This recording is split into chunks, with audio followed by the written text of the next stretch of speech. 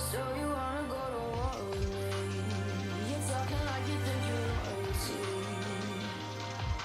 You think that I'm afraid, but I don't break. I heard you question my stability. You think I'll fall just like a guillotine, but I am here to stay. Won't look away. The storm is coming, so you better start running. No, you can't control it. In my bones, I'm coming for it, coming for it.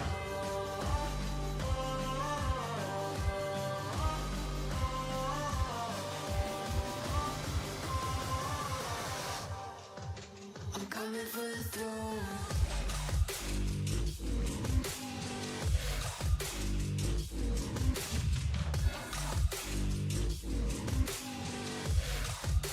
I'm coming for the throne.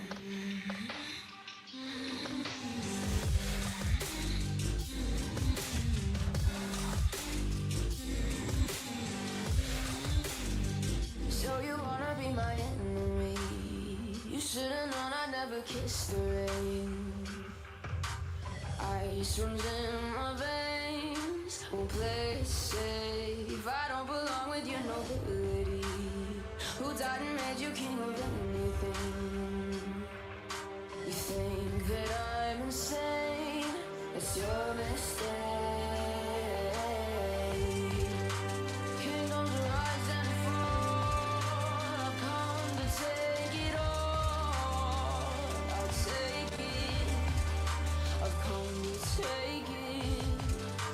Kingdoms rise and fall. I've come to take it all. I'll take it all. A storm is coming, so you better start running. No, you can't control it. In my bones, I'm coming for it, coming for it.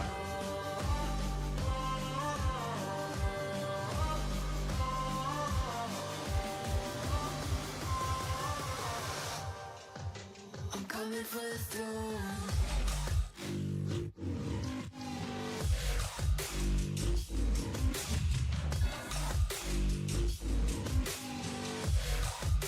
I'm coming for the throne.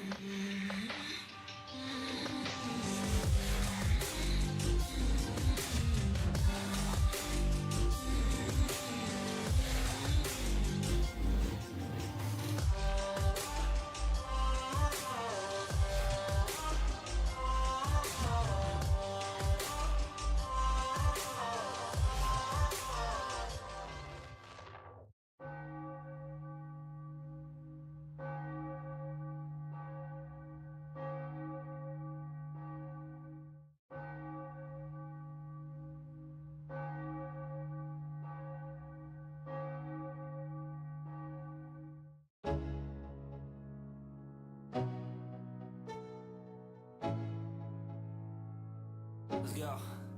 Yo, I'm like an addict, do I gotta have it. I ain't even playing, got a really bad habit. If it moves, gotta grab it, fuse like a magnet. Lose, won't have it till I'm doomed in a casket. I ain't playing, got a weird mind. If you work 8 hours, I'ma work 9. If the shit tastes sour, you should taste mine. I'ma stay empowered for a long time. Get up, nah, I ain't a quitter. Toss me the ball, I'm a really big hitter. Big picture, I'm a straight killer. Rising the song to the highest bidder. Got juice, got gas, I'ma move fast. New shoes, new tracks, like who's that? I'm new, come back, better than last. Yeah, it's a new me, never gonna look back. Never gonna look back. Cause damn, I was built to last. You move slow and I move fast, and that's facts. Only I can make a change. Slowly take a step today. I will never be the same, cause that's what it takes.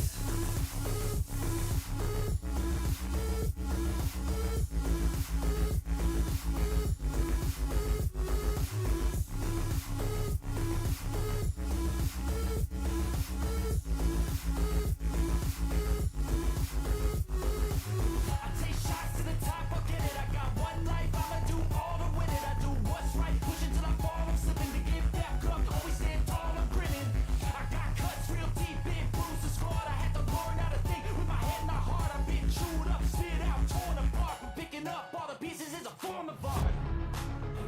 never look back, 'cause damn, I was built to last. You move slow and I move fast, and that's facts. Only I can make a change, slowly take a step today. I will never be the same, 'cause that's what it takes.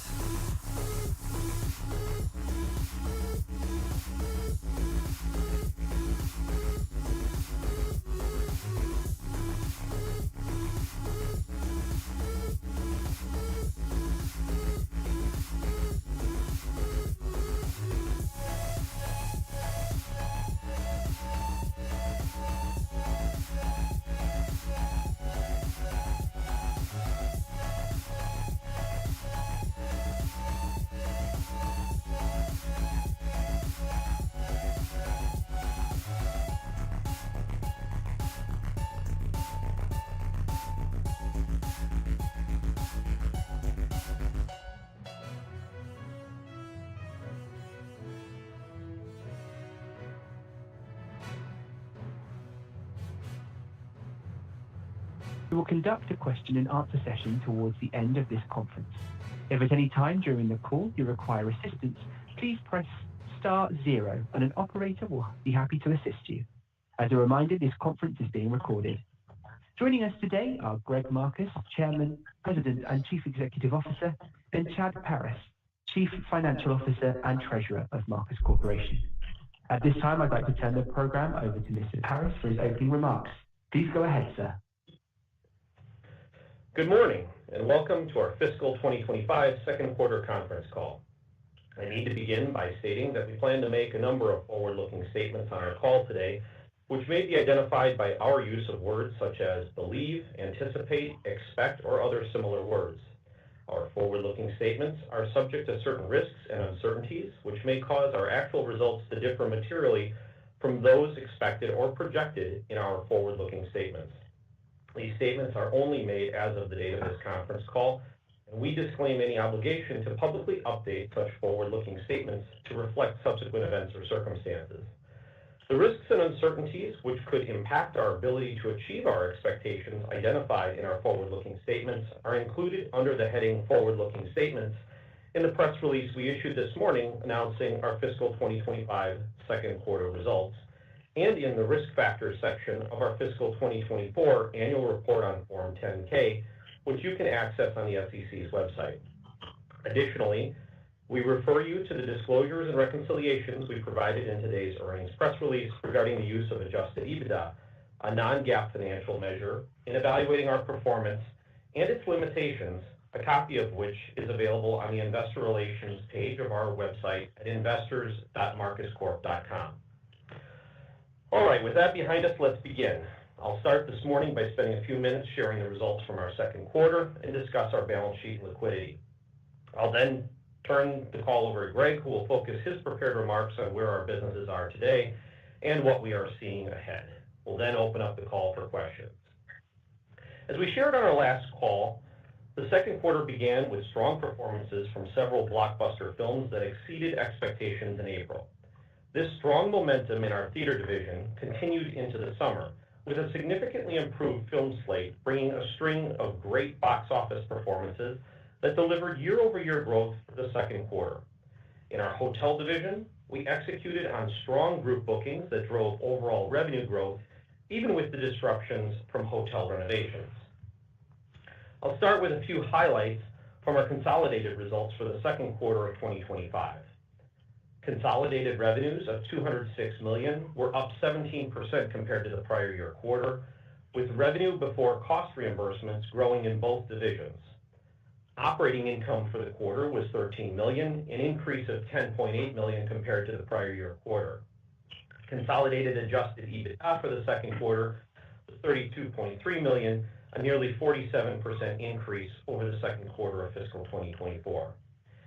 Net earnings for the quarter was $7.3 million, or 23 cents per share, compared to a net loss of $5.2 million, or 17 cents per share, excluding the impacts of our convertible debt repurchases in the second quarter last year.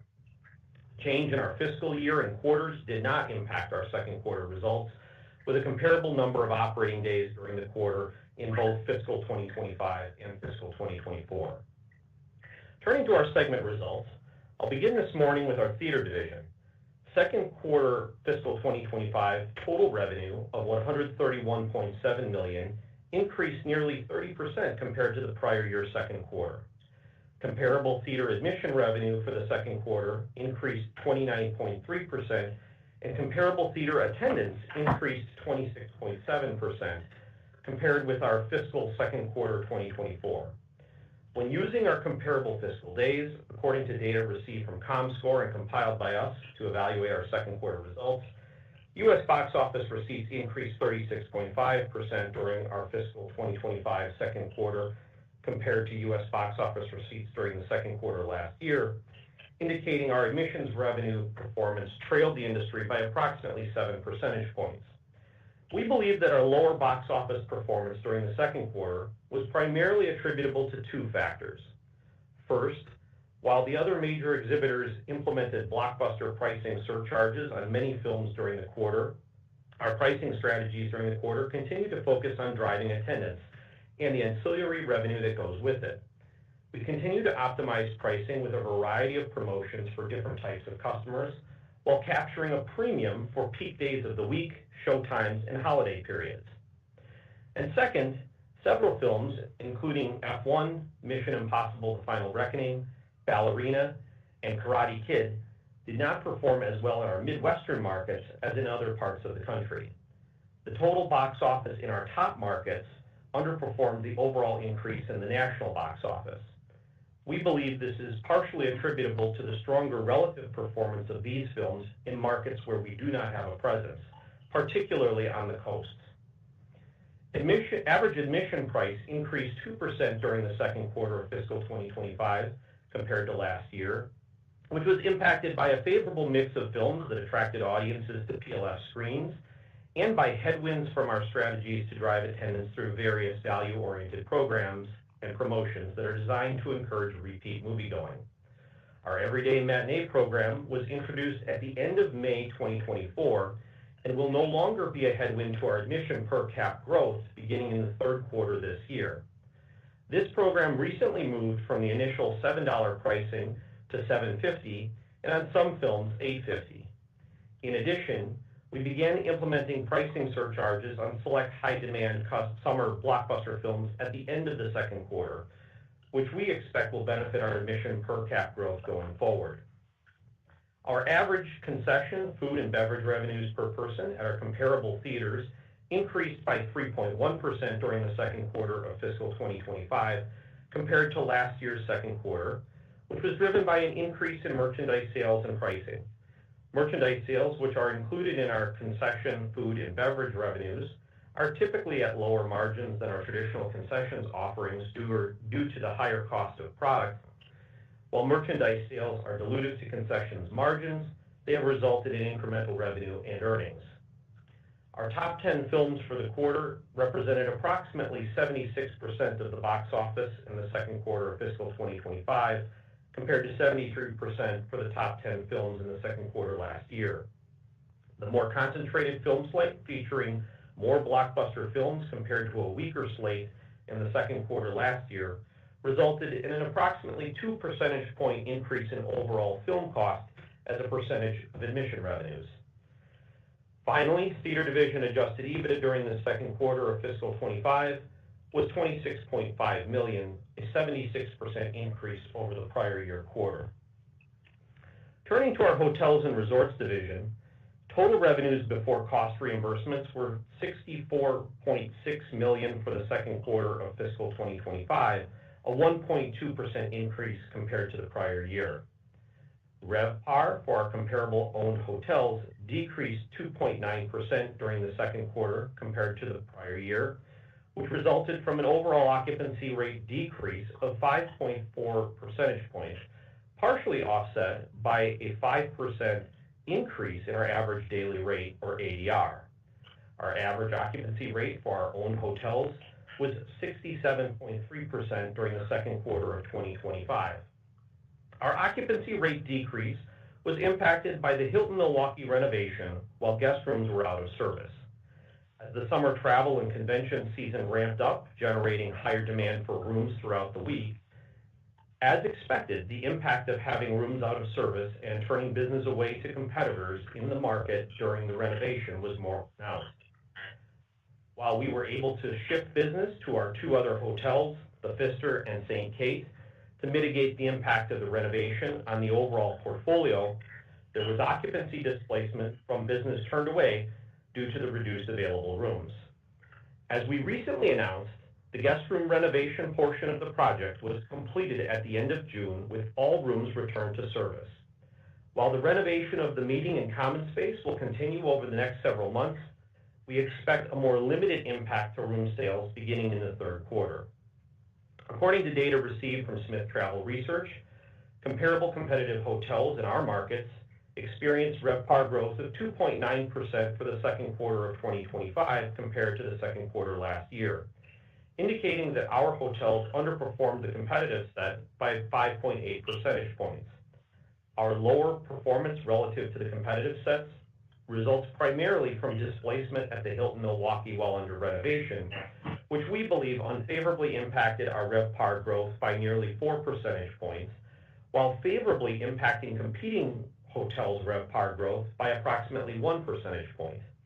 After adjusting for the impact of the Hilton Milwaukee renovation, we believe our hotel's RevPAR growth was within less than 1 percentage point of the competitive set, and attribute this slightly lower performance to new hotel room supply within one of our markets.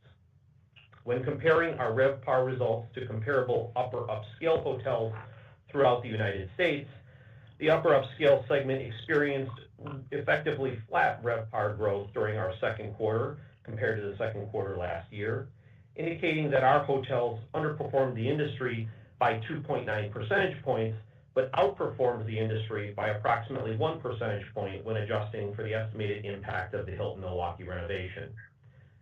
With the strong growth in group business and events, our banquet and catering operations continue to grow, with food and beverage revenues up 10.5% in the second quarter of fiscal 2025 compared to the prior year. Finally, hotels adjusted EBITDA decreased $200,000 in the second quarter of fiscal 2025 compared to the prior year quarter, and was impacted by changes in our revenue mix, with a decrease in higher margin rooms revenue due to the impact of the Hilton Milwaukee renovation, offsetting the increase in comparatively lower margin food and beverage revenue. Shifting to cash flow on the balance sheet, our cash flow from operations was $31.6 million in the second quarter of fiscal 2025, compared to cash flow from operations of $36 million in the prior year quarter, with the decrease in cash flow primarily attributed to timing of accounts payable and certain annual payments.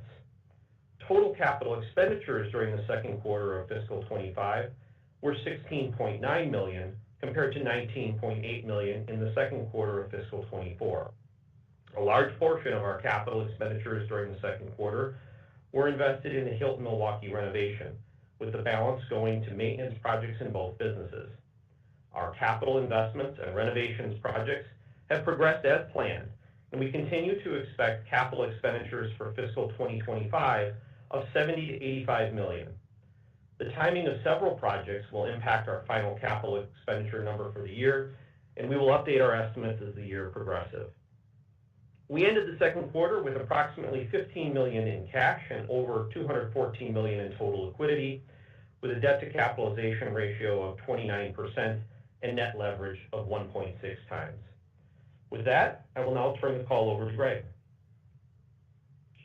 Thanks, Chad. And good morning, everyone.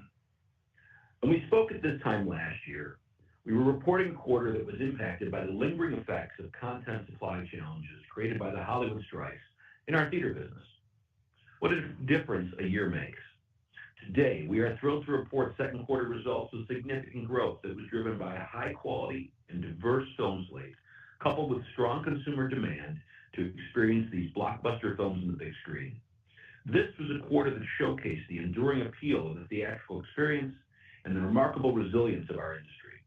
In hotels, while the second quarter got off to a slower start, it picked up momentum and delivered results that were in line with our expectations overall.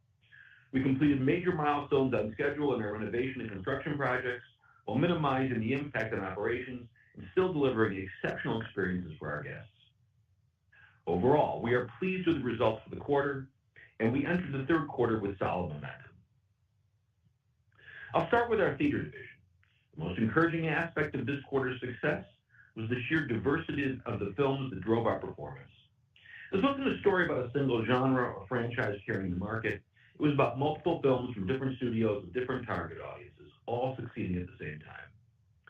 As we shared on our last call, the second quarter got off to an incredible start with the record-breaking Minecraft movie creating a cultural phenomenon that became a must-see film in theaters. With a total domestic gross of over $423 million, this film proved its ability to mobilize a massive, passionate, and youthful fan base, creating an electric atmosphere in our auditoriums that simply could never happen at home and living rooms. Lilo and Stitch captured the hearts of families and grossed over $420 million domestically, while Sinners delivered a triumph of originality. In an era often dominated by sequels and established IP, Sinners proved that a bold, original, R-rated film can become both a critical and commercial success. This historical horror film earned both critical and audience acclaim, driving incredible word of mouth to become the highest-grossing original horror film in North American history, while demonstrating a strong market appetite for fresh stories aimed at an adult audience. This trio of our top films in the quarter was supported by the steady, reliable performance of beloved franchises, Mission Impossible: The Final Reckoning, and the live-action adaptation of How to Train Your Dragon delivered the blockbuster action and adventure that audiences expect from summer tentpoles, rounding out a truly robust and varied slate. The film slate was stronger both in terms of the quantity of wide-release films, which grew from 28 in the second quarter last year to 32 this year, and also in terms of a steady cadence of quality releases with a diverse slate of films that brought audiences back to our theaters. Chad discussed the factors we believe are impacting our box office performance relative to the nation, and I'd like to expand on this a bit. As we shared the last few quarters, our strategy has been focused on driving long-term attendance, total revenue, and overall profitability. Box office growth relative to the nation is one of several measures we look at to evaluate our performance, but we're really focused on optimizing total revenue growth, including ancillary revenue, and the ultimate contribution that each incremental customer brings to the bottom line. While our pricing strategies and promotional programs over the last year created a short-term headwind to our admission per caps, we believe they are important drivers of long-term future attendance. Over the last year, since introducing these programs, we've seen attendance growth rates that have outperformed other major exhibitors in 3 out of the last 4 quarters, and we believe these attendance gains help build our base of regular movie-going customers.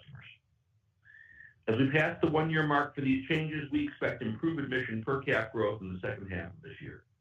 The competitive pricing environment in our industry continues to change, with several exhibitors experimenting with different strategies. We continue to optimize our regular ticket prices in our markets to ensure we remain competitive and offer attractive value to all types of customers while capturing a premium during our peak demand periods. Last quarter, I shared that we were working on several investment projects focused on increasing per capita revenues. I'm pleased to provide an update that in June we completed projects to add concession stands, 2 of our formerly dine-in only movie tavern locations in New York and Pennsylvania, with a 3rd location in Kentucky completed in July. These locations previously only offered customers concessions, food and beverage ordering through our mobile app or at the bar for delivery to your seat. By adding walk-up concession stands where customers can order all food and concession items, as well as pick up for mobile concessions orders and self-serve soda, we expect to capture higher per capita concession sales while streamlining labor from our service delivery model at these locations. Looking ahead to the third quarter, the summer movie season continued in July with solid performances from Jurassic World Rebirth, Superman, and last weekend's opening of The Fantastic Four. The remainder of the summer includes The Naked Gun, The Bad Boys 2, Freakier Friday, The Conjuring Last Rites, and Downton Abbey, the grand finale. We're looking forward to an exciting fall and holiday film slate with Tron Ares, Wicked for Good, Zootopia 2, and Avatar Fire and Ash, just to name a few. There are many more great films coming, noted in today's earnings release. Looking even further ahead, 2026 film slate also looks strong with major franchises, including Spider-Man, Brand New Day, Super Mario Bros. Movie 2, Moana, Jumanji 3, Toy Story 5, Mega Minions, The Mandalorian and Grogu and the Avengers Doomsday, just to name a few. In summary, we continue to see improvements in content supply, and this quarter of growth was another significant step forward. Moving to our hotel and resorts division, you've seen the segment numbers, and Chad shared some additional detail on the performance metrics. including our strong average daily rate growth. I'll start with an update on the Hilton Milwaukee renovation. As we planned this project, we intentionally scheduled as much of the EST renovation work as possible during our seasonally slower winter months in our fourth quarter last year and first quarter this year to minimize disruption. As we expected and planned for, some of the work trailed into the spring and resulted in room displacement while rooms were out of service during the second quarter. I'm pleased to share that our team executed the largest renovation project in our company's history on schedule, and all of the guest rooms went back in service at the end of June. As planned, the meeting space, ballrooms, and common area renovations will continue for the next several months, but the most significant work and disruptions are behind us. I want to thank our outstanding project management team and the team at Hilton Milwaukee, for successfully completing the most operationally difficult phase of the project. I would also like to thank our teams at the Pfister and St. Kate hotels in Milwaukee for accommodating customers and delivering exceptional service as we shifted business between the hotels during the project. There were several other notable items in the quarter that I'd like to highlight. We continue to drive rate growth with average daily rate growth at 5 of our 7 hotels. In addition to our focus on optimizing revenue management, our rate growth has benefited from our ability to command higher rates at our hotels with newly renovated room product, including the Pfister, Grand Geneva, and the newly renovated rooms at Hilton Milwaukee. Group business during the quarter was stable, and we continue to win in the market. Once again, helped by our newly renovated meeting space and ballrooms at several properties, the bookings continue to look solid, with our group room revenue bookings for fiscal 2025, or group pace in the year for the year, running slightly ahead of where we were at this time last year, even when including the RNC group business in the third quarter last year. Even more encouraging, group room pace for 2026 continues to run 20% ahead of where we were at this time last year for the next year out, with banquet and catering revenues similarly running ahead of last year's pace. While some industry surveys have seen a pullback in consumer spending on travel nationally, and some markets have seen more significant leisure softening, our own portfolio has generally performed well.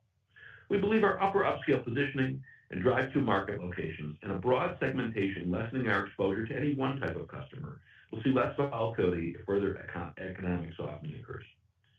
The current state of our hotel business remains stable and consistent with our view last quarter. While we've not yet seen any meaningful change in transient demand or significant cancellations of group business at our portfolio hotels, there remains an increased level of economic uncertainty compared to where we were a year ago. If we begin to see softness, we are prepared to react and adjust quickly. Finally, I'd like to briefly comment on capital allocation. Chad reiterated our capital expenditure guidance earlier in the call. While we still have a lot of work remaining on our capital projects this year, as we start to think about 2026, we do see a meaningful step down in capital expenditures as we get past the heavy part of the reinvestment cycle, and we are in this year with our current hotel portfolio.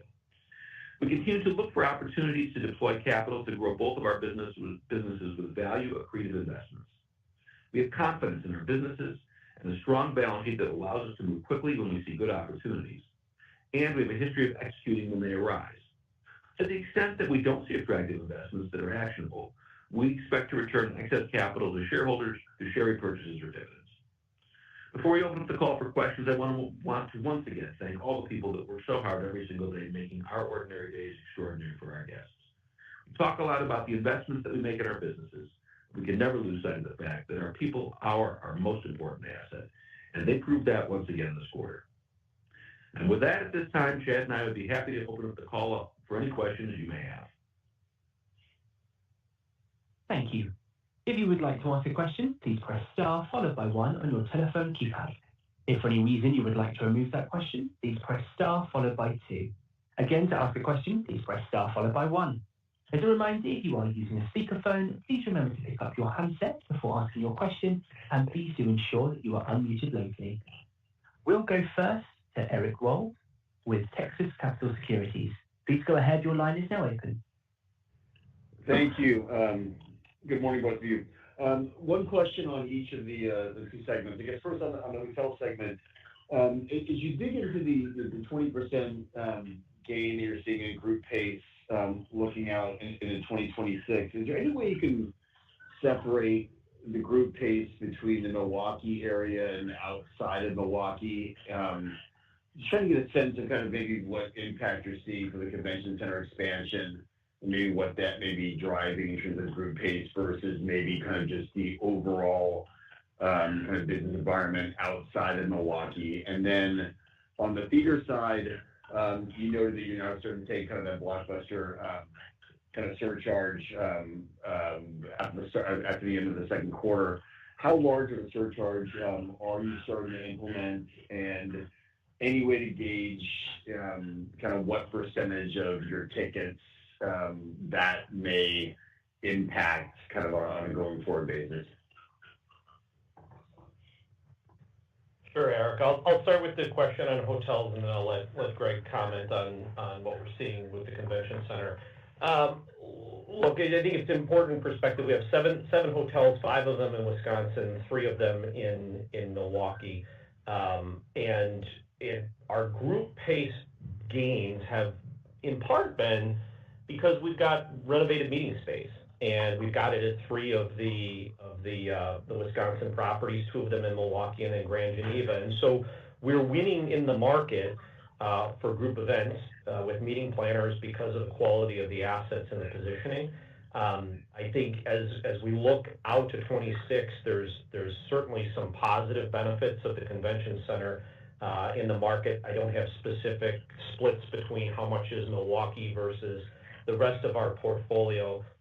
Maybe Greg can add some commentary anecdotally on what we're seeing with the convention center. It is very anecdotal. It's just that it's going. I think everyone's pleased with the trajectory. I mean, we're definitely seeing increased activity because of the center now that it's open and people are coming to see it. But I don't have the specific numbers on where we are right this second.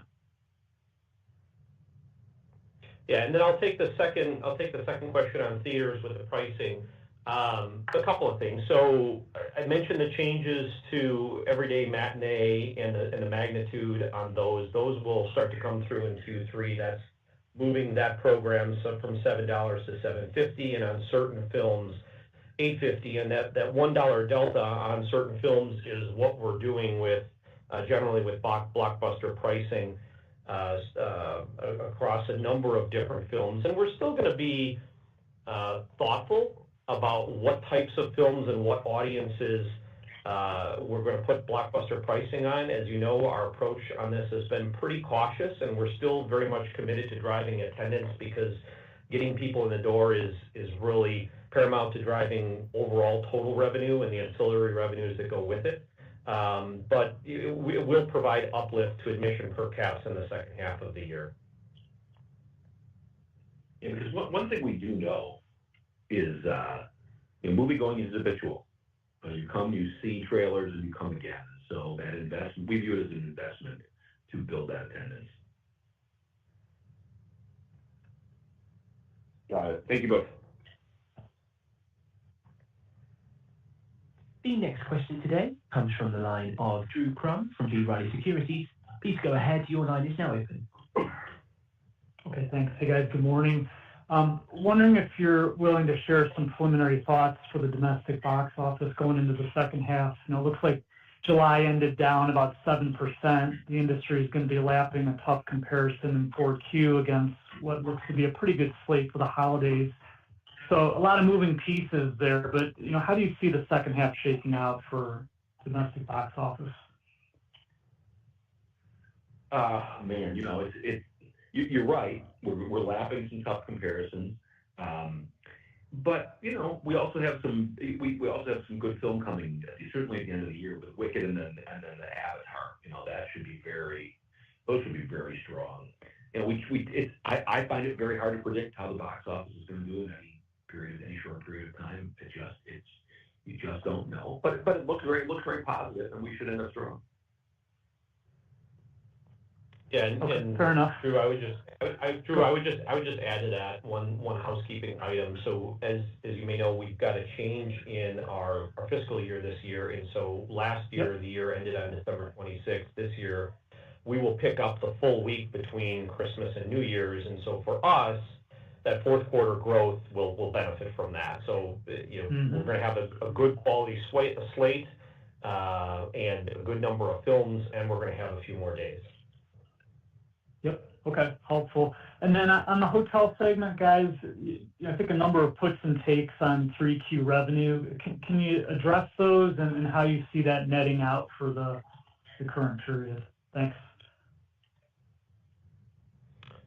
Yeah, I mean, so we've done extremely well with our banquet and catering business, and that really stems from the growth in group that we've seen over the last year and talked about for the last year coming into the bookings, and now those bookings are converting into business, and along with the rooms business for groups, you get the banquet and catering. It does come at a bit lower margins, and so that's a bit of the trade-off that we have going on there. And then added into a take for the quarter was the impact of the Hilton renovation. And when you strip that out, I think all things considered, we're pretty happy with the overall performance in the environment. And as Greg commented, we see stability in continuing bookings in the group business, and our transient business is doing pretty well relative to other parts of the nation. So we'll see where the economy goes overall over the second half of the year, but at least the headwind of the Hilton renovation will be behind us, and we should have a little bit easier path operationally. Got it. Okay, thanks, guys. Thanks, Drew, and welcome. As a reminder, if you would like to ask a question on today's call, please press star followed by 1 on your telephone keypad. The next question today comes from Brighton Scholl from Barrington Research. Please go ahead. Your line is now open. Hi, thanks for taking the question. I guess I have another question on capital allocation. As we move past the reinvestment cycle in hotels, I guess how long should we think of this kind of being at a low, maybe perhaps a lower CapEx level? Or is there like additional investments within the theater side that would look to step up? And maybe just for some of the properties outside of Wisconsin, and how we should think about like the timing of a reinvestment cycle for like the Chicago hotel and the Nebraska hotel. Yeah, Pat. So the last 3 years, really, we've been going through this heavy reinvestment period coming out of the pandemic and CapEx and reinvesting into the hotels. A bit of that we would have done during the pandemic, but it just got deferred. And so we're catching up. The Hilton Milwaukee is by far the biggest project of the various things that we've done over the last 3 years. And it's a $40 million project with about 3/4 of that falling into this year. And then we go into a more normal run rate for CapEx in the hotel business. I would just say there's always some level of refresh or renovations going on across the portfolio with smaller projects, but nothing like the magnitude of what we've just gone through. And so I'm not going to provide a specific guide on a number next year. I think if you look at the big step up here in 25 and 24, and then you go back and look at where we were in hotels pre-pandemic, you could probably triangulate around what that might be. But I think point being, we're going to see a big step in the run rate down next year. In the theater business, probably pretty close to the run rate that we've been at. We've done some ROI projects within that, call it 25 million that we're doing this year. And I don't see that range shifting very much going forward with the current footprint of theaters that we have today. And I just even would add on the hotel side, we've talked about this before. In addition to just having deferred and bumping into a bunch of maintenance that came up, CapEx that came up, the nature of some of this CapEx, as we've talked, there's 7-year CapEx, which is soft goods. There's 15 to 20-year CapEx, which is more your case goods, your nightstand, things like that. And then you've got your, I would call it 30 to 40-year CapEx, and that's things like gutting bathrooms and redoing those. And at the Pfister, at the Grand Geneva, and at the Hilton, we all had these significant bathroom projects that really even exacerbated, which would have been a high CapEx period anyway.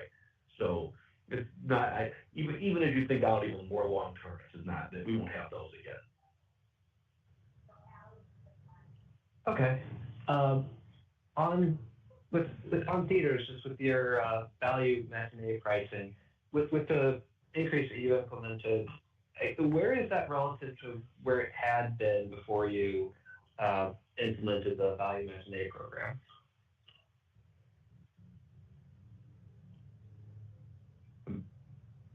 Can you ask that question again? What period are we trying to compare? I guess maybe comparing the value matinee pricing compared to before instituting the $7 everyday matinee. Oh, what was our pricing before the 7? It really was very market specific. It was sort of all over the place, and so we, moving into seniors and to kids 7 days a week. That was pretty broad. I had to go back and look and see exactly where we were for all these. Okay.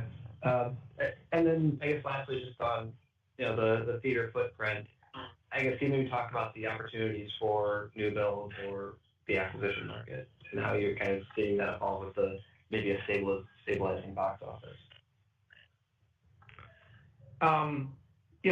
I think that let's take the new build. I don't think there's a lot of new build opportunities. There's going to be some here and there as markets grow, and markets will demand, in terms of there'll be demand in new growth markets. So I don't think that's a huge thing, but we are looking at a few here and there. And then on the M&A side, again, it's so hard to predict what's going to happen there. It's very sporadic. These are not owned generally by funds that have 5 and 7 year hold periods. They're owned by families who sort of then march to be their own drummers. Okay, thank you.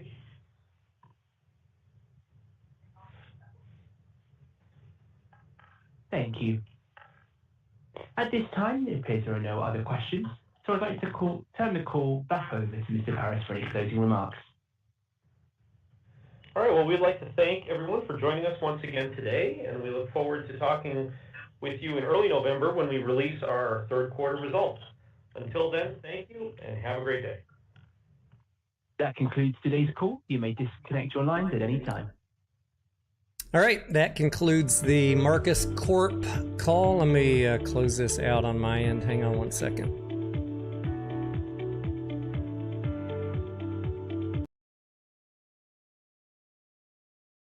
Don't need that annoying music filtering through. Anyways, before we wrap up here, I will put out a recap now on IMAX, Cinemark, and Marcus Corp. We got AMC reporting on August 11th. Be sure and join us for that live stream. And let's just see how the movie theater stocks are doing. By the way, analysts have a $25 price target for Marcus Corp over the next 12 months. That would be about a 56% price increase from today's price. I have my ideal buy-in zone where I will re-add at around 1525-ish. 1482 to 1520. We're almost there. I sold my Marcus position back in November at $22, anticipating a little bit of rundown in price into Q3 of this year. And we're just about to the point where I'm excited to buy back in. We will see if I get the price that I'm aiming for or not. I missed this little opportunity back in April, but maybe we'll get another shot at it. IMAX, I have the demand zone and I have a limit order sitting out there to buy IMAX again. Between my limit order, my first one is set at $25.50. I bet it already hit while we were on that call because I see IMAX is at $25.49. And then for me, adding down around $21.22 would also be awesome if I get a chance to do that. 12-month price target for Cinemark around 32 bucks. Not as much of a run up as on potential as something like a Marcus Corp, but IMAX is a little more stable and profitable. Cinemark,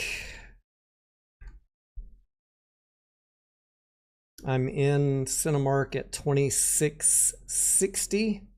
Have been for most of this year. It is now below my cost average, so if we get a little bit more rundown, I will add to that position. Price target on that one over the next 12 months, $40. We will have to see over the next 2 weeks what happens as they unwind their convertible notes that are maturing and how that affects the price action, if at all. And AMC, I still have no position, having sold in November, anticipating rundown in price due to dilution and potentially a weak Q3, the one we're in right now. We will see how August and September go. And then we will see what happens on that October proxy statement for the December vote. Those are some of the things I'm waiting on. How's Q3 gonna shape up? I don't know. Got 2 months to go. July was great. It's a little bit weaker August and September based on what I'm seeing. And I'm ready to get back in, but I need to have most of the risk taken out of this play, and we're just not quite there yet for me with AMC. When I buy back in, I will certainly let you guys know. I had been buying in the middle of last year at a variety of prices and ended up selling at $4.34. Basically got out even. The lower it goes, the bigger my buys. I missed in November this run up to $5. That's the breaks. You don't always get the top. I was exiting ahead of the dilution announcement, and that came like the next week in December. How did I know there was going to be dilution? Just looking at cash flows. Looking at cash flows and the company's cash balance and their anticipated need for cash. So that is what I got on entertainment stocks. Oh, Dolby. I need to update you guys on Dolby too. They had a reported earnings yesterday. Another fantastic order for Dolby. Do I have my buy on here? I own some Dolby. I need to update this chart. Looking at where it's at, I'm pretty sure my buys were somewhere right around this current price. But I will update that before I do my Dolby update video for you guys this week or this weekend. And the analyst forecast for Dolby 12 months is about $101, which would be a 46% increase. So we know, Dolby gets a lot of their revenue from licensing. They have some of their revenue from partnerships with theaters, selling equipment, renting equipment. I like this play. It's a pretty solid play. Tough for Dolby to have a bad quarter. So a lot of interesting things to look at. You guys, I comment a lot about AMC because that seems to be the only one people care about, but I'm in a lot of these other trades because I follow this sector. And hey, if you're following the sector looking for a good entry on AMC, why not also invest in the profitable, less risky ones while you're waiting for a good entry on AMC? That's how I view it anyways. I'll let y'all know when I buy AMC. Zachary, what's up? He says, looks like Cinemark had less domestic share in 2025 compared to 2023. I only looked at the Q2, Zachary, so I don't know. Just my rough back of the napkin numbers looking at Q2 2023 to this one for Cinemark, they very slightly increased their market share. You can correct me if you see something different. I have not looked at the entire year yet, but I will before I do my Cinemark recap video. What's up, Six Sun? Is this stock a buy for you right now? We're talking Marcus Corp. Hopefully you were here when I was talking about that 6 on. I'd like to buy Marcus Corp around 1475 to 1520. I just need one brutal red day on the market. Come on, some more Trump bad news. I got cash sitting here waiting to put in some of these plays. Come on, bring them down to my level.